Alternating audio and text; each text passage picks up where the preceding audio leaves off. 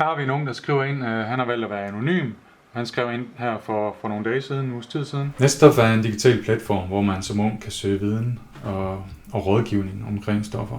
Han skriver, at han har røget noget hash, og at han efterfølgende har haft problemer med korttidshukommelsen, og at han ligesom tripper og har en underlig fornemmelse. Der er et leksikon, hvor der er sådan hardcore facts omkring rusmidler, bivirkninger, hvordan ser de forskellige stoffer ud. Så er der nogle forskellige brevkasser, hvor man kan skrive ind, alt efter hvilken problemstilling man har. Der er blandt andet en psykolog, en læge, en rusmiddelekspert brevkasse. Og så er der også ung-til-ung-chatten, hvor man kan, hvis man vælger ikke at skrive til en ekspert, men man hellere vil have et godt råd fra en anden ung, så kan man skrive der. Og der er så en, der hedder Tina, som har svaret på det her. Og hun skriver så, at det er noget, hun har prøvet tidligere. Hun mener ikke, det er det værd, og at hvis han allerede har problemer nu, så skal han nok stoppe, inden det eskalerer. Så det er sådan et eksempel på, at en ung får noget god rådgivning, synes jeg, af en ikke-professionel med erfaring i forhold til det her.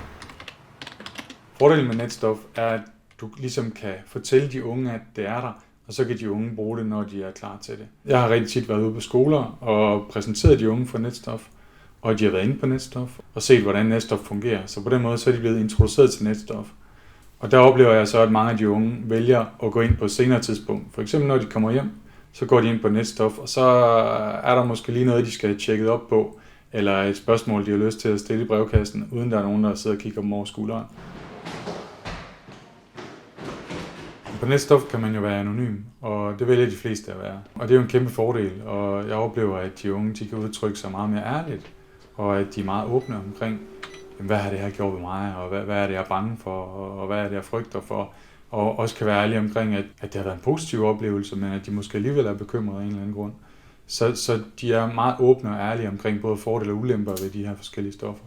Og der tror jeg, at anonymiteten spiller en stor rolle, fordi det kan være langt sværere at gå til en lærer på skolen eller en forælder og sådan virkelig fortælle, hvordan man har det og være ærlig omkring sit forbrug. Mange unge, de underrapporterer jo deres forbrug, altså siger, at de bruger mindre, end de gør, eller vil ikke indrømme, at de har prøvet nogle af de sådan hårdere stoffer, som MDMA eller kokain.